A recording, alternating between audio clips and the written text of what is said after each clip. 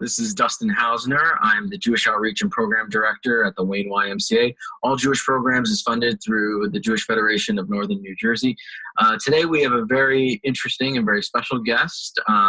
We have Rob Agri, who is a ceremonial leader, part of an organization called the Society for Humanistic Judaism, who's going to talk a little bit about the organization and his congregation.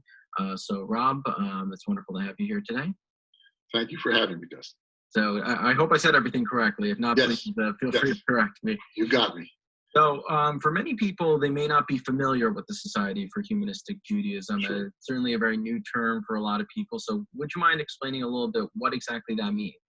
Sure. Let me take out the word society, because that's kind of self-explanatory. But humanistic Judaism, I think, is the nub of what your viewers are going to want to understand. Humanism is a philosophy of life that's been around and evolving for centuries. Humanism suggests that throughout human history and human experience, the source of power accessible to us to improve our lives and improve the world around us is human power. It exists within us. It is not a supernatural or external force that does that. Mm-hmm. There are many, many consequences of that kind of philosophy of humanism. The Enlightenment, the Age of Reason, science as the basis for human understanding, rather than revelation or mythology or other forms, is fundamental to how we view the world. And Judaism is, in our view, the entire historical culture of people who have self-identified as Jews. It is and has always been much, much more than religious practice.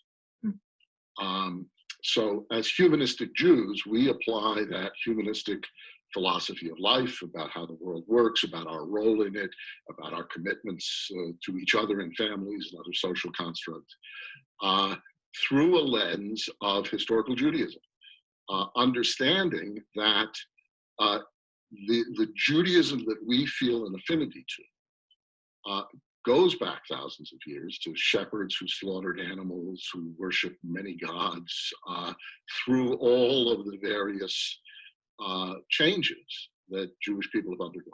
And certainly over the last few centuries, the culture of Judaism has changed dramatically across the world for nearly every Jew.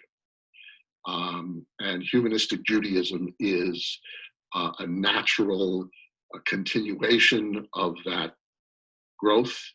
It's a naturally occurring limb on the tree that we all feel affinity to. I'll say just a couple of other things about humanistic Judaism. Our philosophy tells us that humanistic Judaism is an appropriate cultural expression for humanistic Jews. It's not going to save the Hasidim.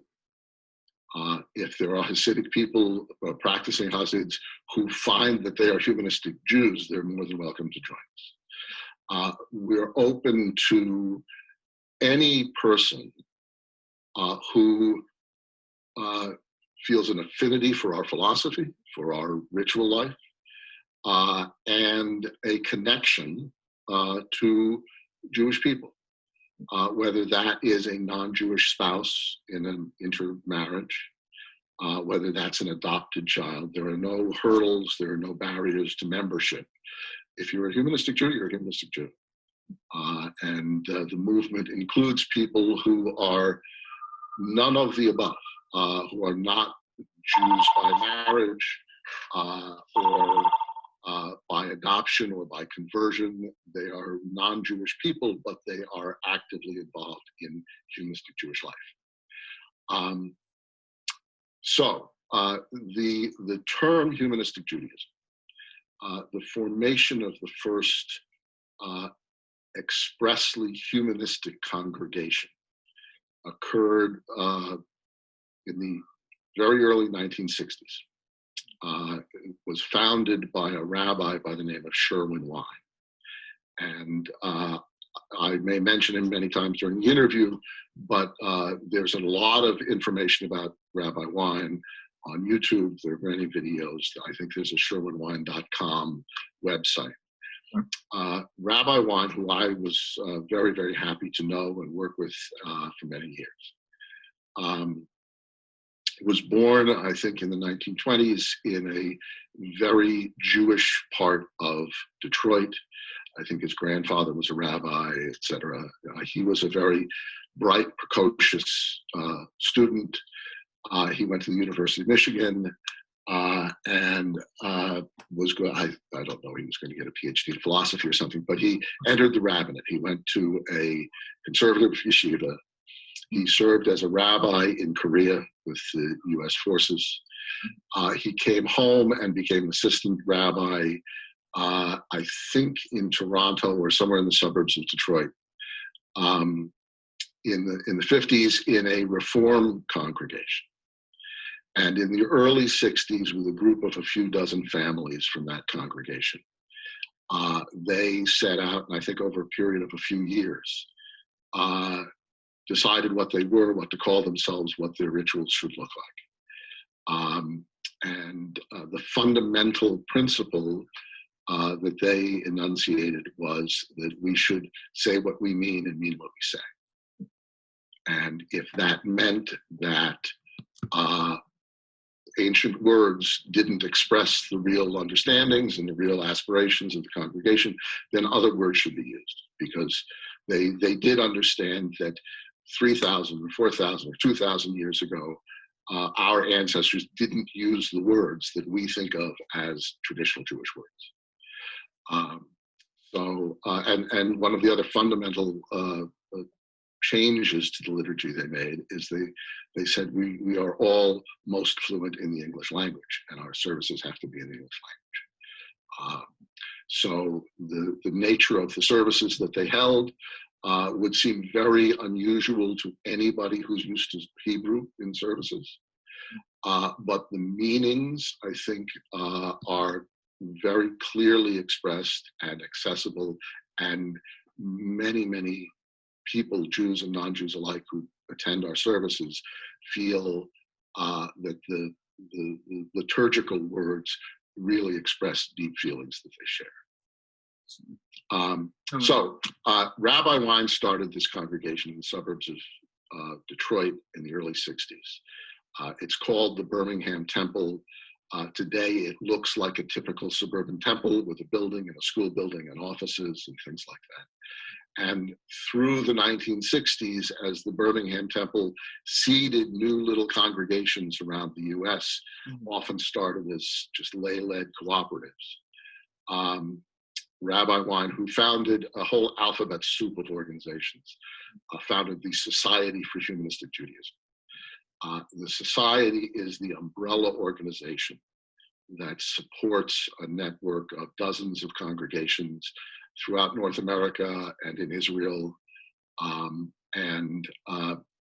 I couldn't tell you the exact relationship between the Society for Humanistic Judaism and the International Institute for Secular Humanistic Judaism, which is the academic arm of the society, and which over the last 10 or 20 years has ordained humanistic rabbis, again, all around the world.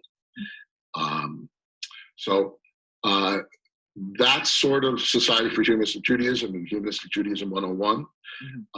Each of the people I mentioned in the society, there are websites and YouTubes. I'll also offer your viewers two other names. Rabbi Wine died suddenly about 12 or 15 years ago. He was, in my life, and perhaps we'll get to my personal story a little later, I never grew up with rabbis. And Sherwin Wine was one of the very, very few people I've ever met who I would willingly listen to a dozen times a year. He was really brilliant and very, very engaging. But since his death, the dean of the institute and the head rabbi at a very large suburban Chicago congregation is a man named Adam Shalom, Chalom. And Adam is probably about 50, but a very, very worthy inheritor of a part of Sherwin's legacy. He has edited a lot of Sherwin's writings, and he's also available on YouTube. And the society a few years ago hired an executive director named Paul Golan, Golin, and Paul is a New Yorker. He also has many, many YouTube videos that are well worth watching. And in fact, just a short while ago, last night, the society hosted a Zoom Shavuot with participants, I think, on every continent. And I was listening to Paul's introduction to that before we came on. So as far as the society goes, I think I've given you a pretty good overview. Yes, I would say, no, because I think for many people, like I said, they're just being introduced to this, this entity. So I think, explaining the history is very important. Obviously, you've said quite a bit of information, so there's a number of different things I want to talk to you about. The first, just for the person watching and also just for clarification, when you say humanistic Judaism, and you were describing it a little bit about the, not a belief in the supernatural. Mm-hmm. So, in other words, it's very much a non-theistic organization. Exactly. If I may use the terminology, it would be like atheist, agnostic, or go ahead. The preferred term, I think, is the first one you use, non-theistic. Mm-hmm. There are certainly atheists who are humanistic Jews. Okay. I consider myself an atheist. Okay. But it is not necessary to be an atheist to be a humanistic Jew. If you believe in an intervening power that influences your life and that is responsive to your prayer, I don't think you'll be comfortable in a humanistic service. But if you don't need to speak to that other power, whether or not you believe there are spiritual influences that are supernatural or whatever, you might, I think you very well might find our services quite meaningful.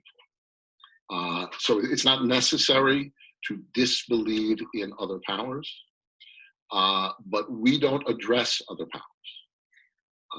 We don't pray in that sense. We have communal recitations that are very transcendent and uplifting, but they're addressed within ourselves, within our community. They're not addressed to another power. So let me, because we're going to that direction anyway, is kind of the literature, in other words, because you mentioned Mm-hmm. prayer, you mentioned, like I said, this is, you said the term non-theistic group, that, you have your own literature, you were saying, for certain people, there may not be a comfortability. You mentioned, that it's in English, it's not necessarily in Hebrew. So can you explain a little bit, like, what type of literature changes you made? Because obviously different sects of Judaism. Okay. No, that's really a terrific question. And there is absolutely no pat or straight answer to it. Humanistic Judaism, for me personally, is a very creative process. Okay. But as a new form of Judaism, there is no traditional way it should be done. The guiding principle is that we should express ourselves in the clearest and best way that we can. Now, ancient words have value. Purely the antiquity of the words has, I think, inherent value. But ancient words do a poor job of explaining to me the world I live in.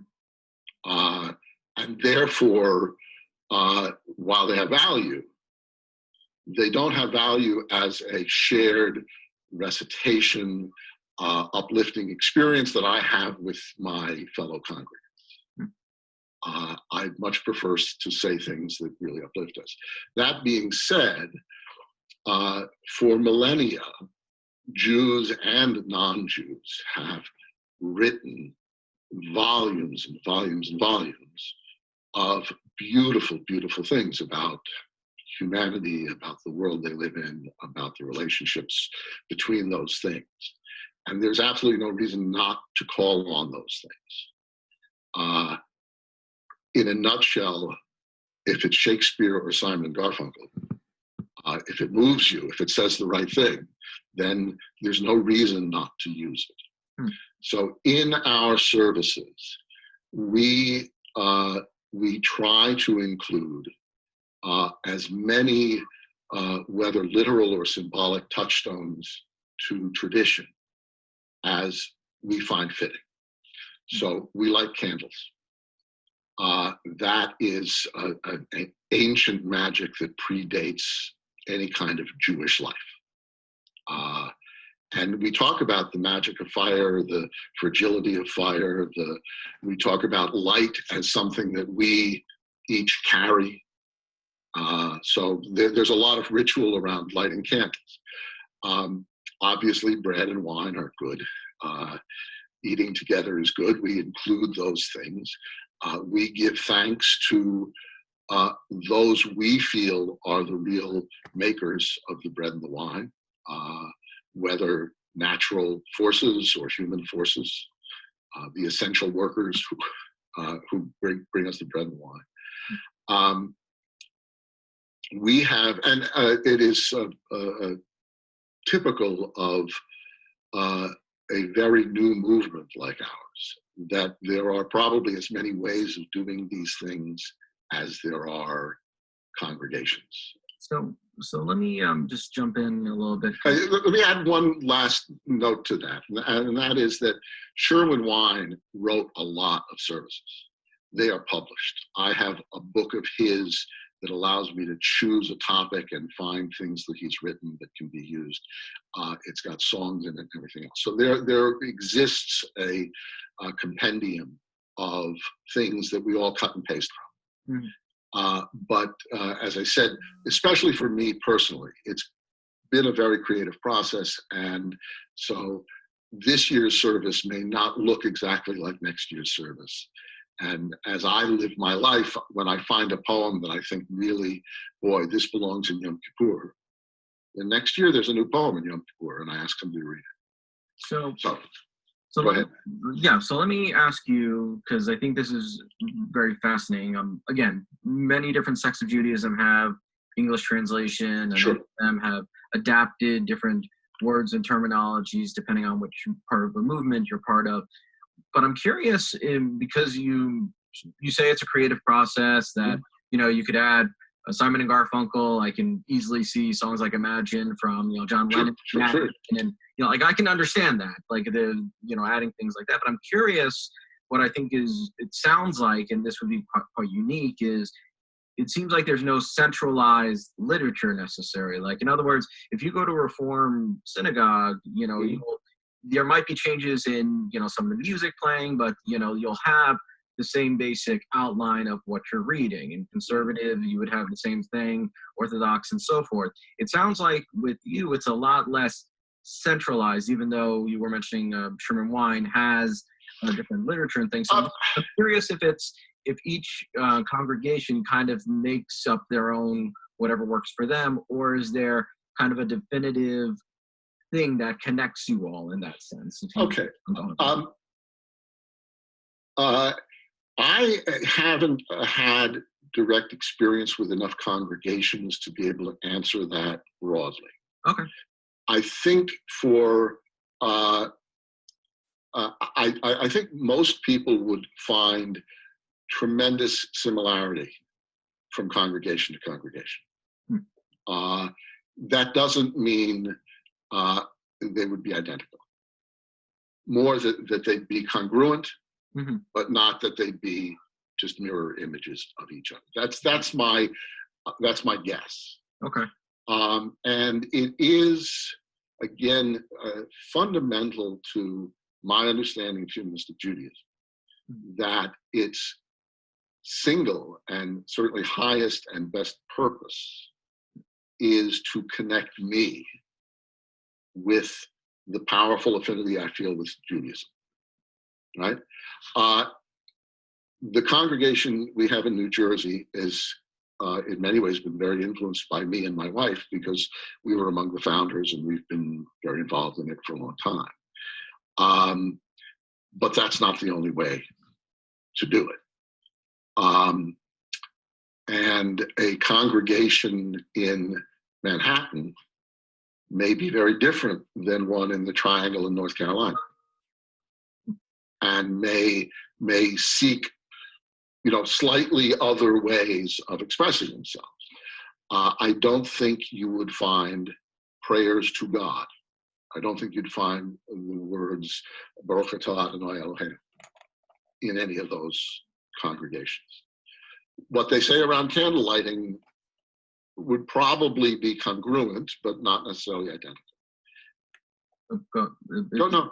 Yeah, no, I was just going to say, so, because I definitely want to have a chance to talk about what you're doing in New Jersey, obviously, but I'm curious because when I introduced you, I said a ceremonial leader. Now, obviously, when you say rabbi, cantor, there's a lot of, you mentioned ceremony, which, in Judaism, in many of the different sects, there's, a lot of emphasis on kind of that connection to God, to education, so I'm curious for the terminology ceremonial leader, and if there's other such things, because it sounds like to me, while it's not a religious connotation, if I can use that terminology, there seems to be a heavy focus on the idea of an internalized, almost spiritual connection to what we're talking about. I'm very curious. Okay.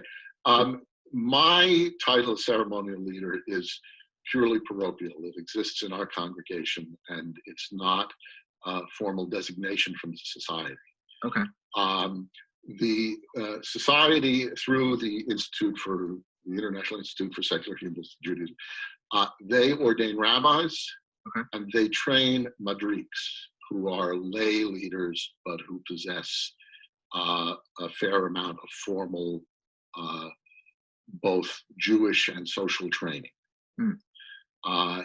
More or less akin to maybe a master's degree and a PhD. Certainly the rabbinic program is as rigorous as any yeshiva that I know of.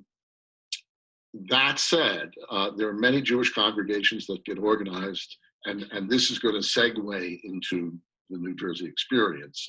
You stop me if you want to diverge. Congregations usually get formed not by a leader, but by some people who are looking for what humanistic Judaism has to offer. For my wife and myself, and I'll try to give this very briefly, my parents were quintessential 20th century Jews. My mother escaped from the Nazis. My father was a red diaper baby in New York. I grew up in the suburbs of New York, and we never joined anything. We didn't go to synagogues. I had no Jewish upbringing, but we also didn't join the Cub Scouts or the Little League or anything like that. I was just a Jewish kid, but you couldn't tell. And when I first went to a bar mitzvah, I was like, what am I seeing? My wife grew up in Brooklyn, and her family, for many generations, were members of the Workmen's Circle. So she grew up in an intensely Jewish, Yiddish-speaking, socialist environment, but it was completely secular. She never went to a synagogue, and she never said a prayer. When we were married and had small children, we were living in Fairfield County, Connecticut. And she kept saying she wanted our kids to grow up in a milieu of Jewish people like she had. And I thought, well, that community really doesn't exist anymore.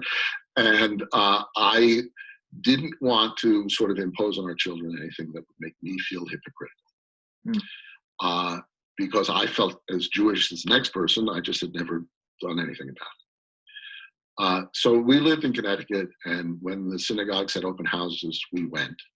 And the people were really nice. They were just like us. The wine and the cheese were good. And as soon as they went into the sanctuary and started praying, we would just be like, what the heck is this? We don't understand this language. We don't, what we do understand about what's happening is not what we're looking for. We'd leave. And it was even worse if their prayers were in English, because then it was clear what they meant. And, we didn't stick around. And in Connecticut, when our oldest son was around kindergarten age, we discovered one of the first satellite congregations called the Congregation for Humanistic Judaism in Fairfield County. Okay. It had been started in the 60s by somebody who had moved from Michigan and was a fan of Rabbi Wines. And that congregation, which still flourishes and over decades has had hundreds and hundreds of members, continues to be lay-led. They've never had or wanted a rabbi. They're a cooperative. They operate by trimesters, and if you pick the high holiday trimester, you get a lot of work to do. And if I don't like the way you did Rosh Hashanah, then I can do it next year. We got involved in that congregation. I was at that time transitioning from a business career to being an elementary school teacher. So I became a Sunday school teacher, literally staying 1 week ahead of a bunch of 6-year-olds in terms of what I knew to teach.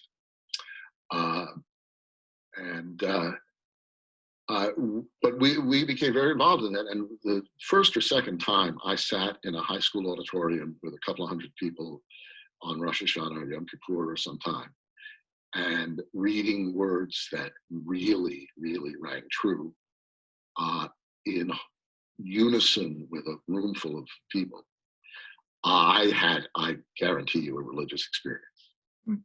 And Melissa and I moved to New Jersey after about 5 years in that congregation, by which time I was the education director and she was the vice president, and they were telling me I should go to Michigan and get ordained.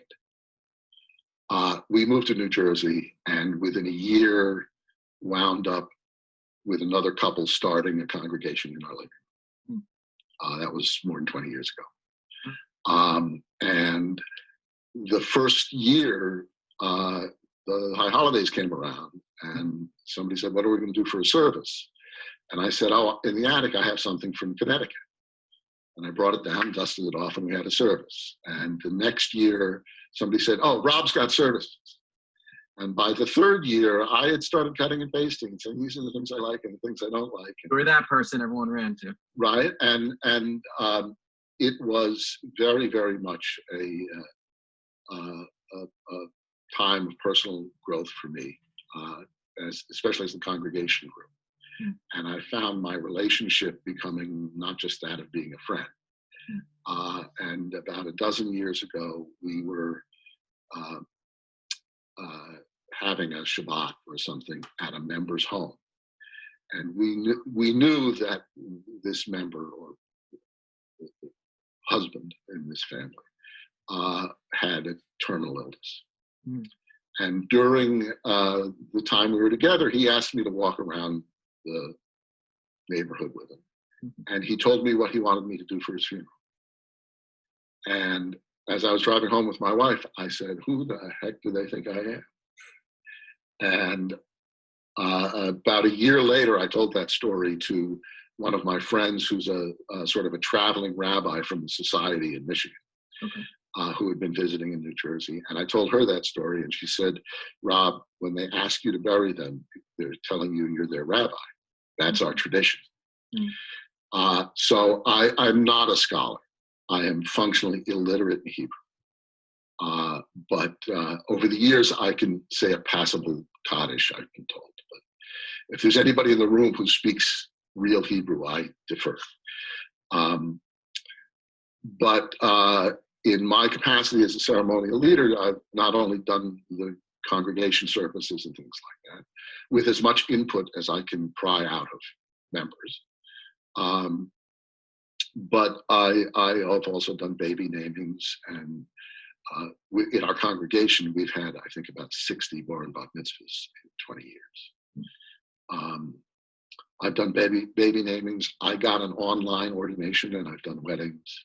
I've been asked to do funerals, occasionally for people I know, but often for people who contact me through the congregation website. And several years ago, I officiated a baby naming for a family who I've since come to know very, very well.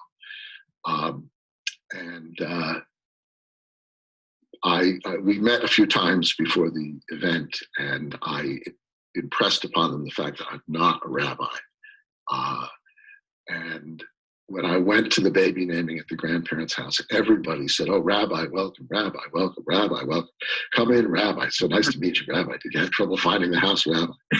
And as I was driving home, I said to myself, anybody who pays me, I have to tell them at least 3 times I'm not a rabbi. After that, they can make me what they need me to be. So, I mean, it sounds like, you had a very deep personal story of how you got to where you are today, of course. Mm-hmm. But it sounds like the congregation in New Jersey, as you mentioned, most congregations form because people are interested or have a hunger for it. And just kind of over the years, you were the go-to person, and then just you developed into what you said, a ceremonial leader within the group and do things. So I'm curious, for those who don't know, you mentioned you're in New Jersey. What's the name of the congregation, and is it in a specific building, or is it? Fine. Let me get to that. The name of we started as the Congregation for Humanistic Judaism of Morris County. Okay. But about 10 years ago, we changed the name to Kahal Chaverim, a circle of friends, community of friends. The New Jersey Congregation for Humanistic Judaism. We have a post office box. What started in a living room, and we had Sunday school in our house, has grown considerably through day school on Sunday mornings, or our Sunday school and our adult ed programs. They've been just terrific, really, sponsors of our group because the rent is so low we couldn't do it without them. We have filled community centers in Mendham and in Randolph and other places for high holiday services, for our Passover Seder, things like that. But we still meet in people's homes. We have Shabbat in the kitchen or in front of the fire or in the backyard, or Havdalah. We have always, from the day we started the congregation, wanted to be, well, in fact, what the Connecticut congregation still is, but wanted to be a real full service congregation.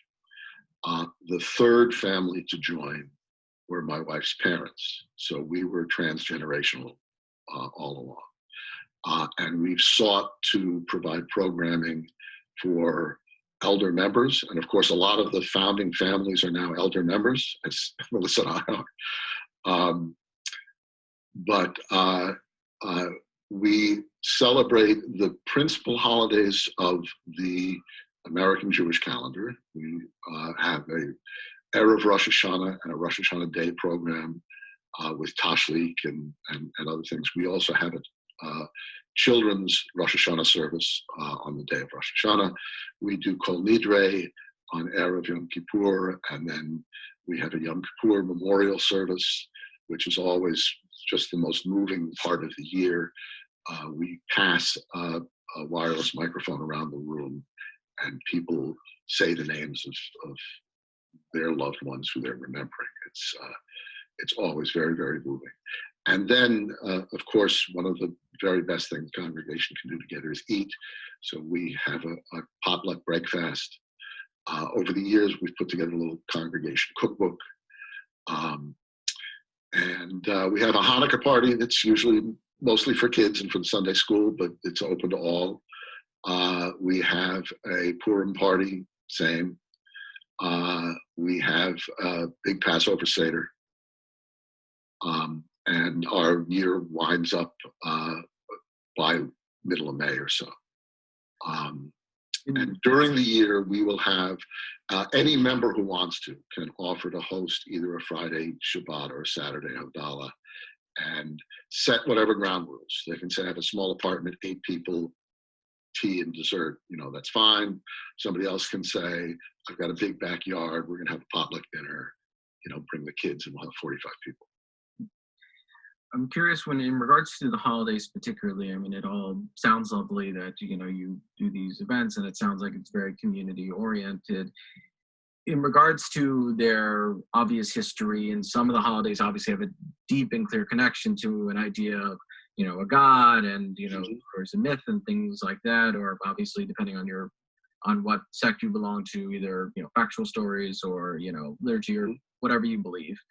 Then I'm curious, do you study the story in itself in the original format and then make the changes? In other words, like how much of like the holidays, for example, is there study of what the stories of old, I guess is a way of putting it, because I want to be respectful, versus what the new creative process you're trying to do with? Again, I think that's something that there will be some variation in. Okay. Partly, and I'm happy to confess my own shortcomings. I'm not a scholar. I really don't know Jewish liturgy as well as many people who've just sat in the pew davening a handful of times. So I can't provide that. And within our congregation, I've always made that clear, and I've encouraged people, look, correct me with this. At one point, a member said, whenever there's Hebrew, it's only in a transliteration. And I said, well, that's all I can read. And he said, but I can't. And I said, well, then you put it in Hebrew, give it to me in a PDF, and then we'll have Hebrew and the transliteration, and we can go from there. And if you want to read the Hebrew instead of me, take it away. But, you talk about Rosh Hashanah and Yom Kippur. For us, the humanistic values of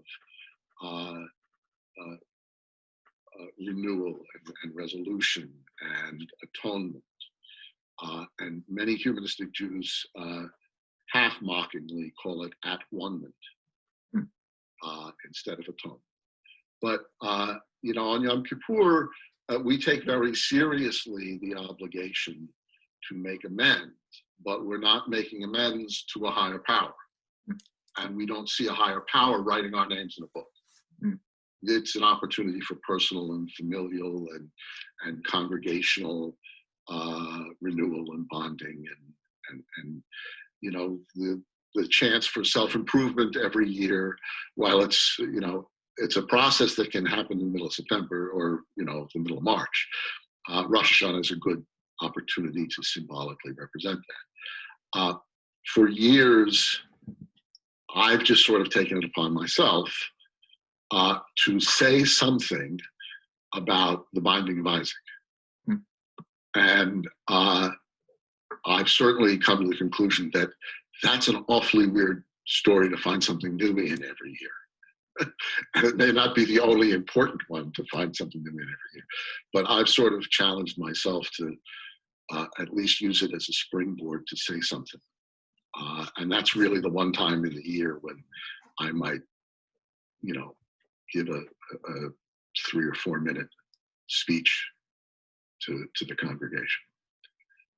So in regards to, obviously, your congregation, which is very community focused, and as you said, different congregations in different parts, will probably have similarities and differences, but I'm curious, because you said that this was started in the 60s with the Sherman wine and has evolved since then, and for many people, if I say Judaism, I say Reform, Conservative, Orthodox, they'll know what that means. So, I mean, they'll have basic understanding, whereas some of the newer sects or terminology like Reconstructionist, Revival, Humanistic, people have maybe heard the term, but they don't.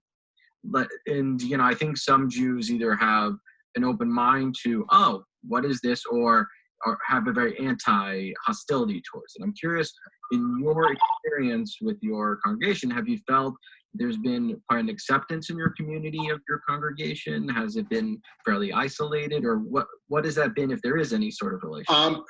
That's also a good question, and it's a very real problem. In the span of Jewish history, 50 or 60 years is not much. No. So my sense, and I am not personally very connected with the larger Jewish communities and things like that.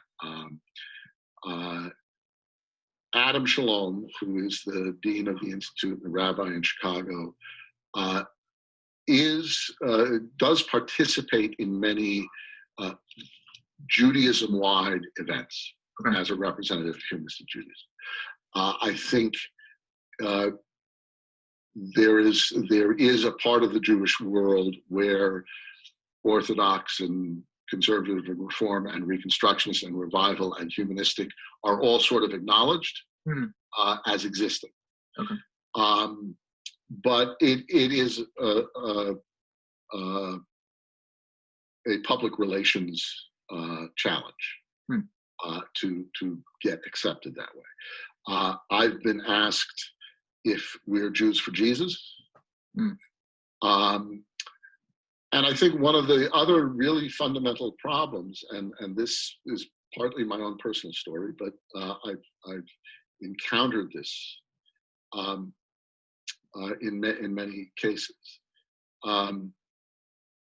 Many humanistic Jews, many people who are at least potential humanistic Jews are iconoclasts. They're not movement people. They're not group people. And that may be because movements and groups have turned them off. And it may just be part of the personality quirk. I've always sort of been like that. And I remember the first time I met Sherwin Wine, when I was quite a neophyte in Connecticut. It was a Hanukkah party, and we were holding little plaques. And I gave him an earful about all the problems I saw in humanistic Judaism and why it won't work and why this won't happen and that won't happen and it's never going to be blah, blah, blah, blah, blah, blah, blah. And he just smiled and said, you know, Rob, that's why people like you and I are going to have so much work to do. And that was years before I started doing any of the work. So in a unique way, it's almost because people don't want to be involved in movements and have a more creative outlet, individualistic in a sense, that they join, but at the same time, because it's a congregation itself, that it kind of goes against. So it's kind of that interesting back and forth in a sense. Yes, and I've had that experience also in my real professional life before I retired. That organizations, new organizations, need and thrive on the energy of founders. And a time comes when the organization no longer needs founders, it needs joiners. And there is some inherent tension between the goals and everything else. And when you start something, you can plant a flag and say, this is how we're going to do it. And a time comes when you meet people who say, this is how we do it, right?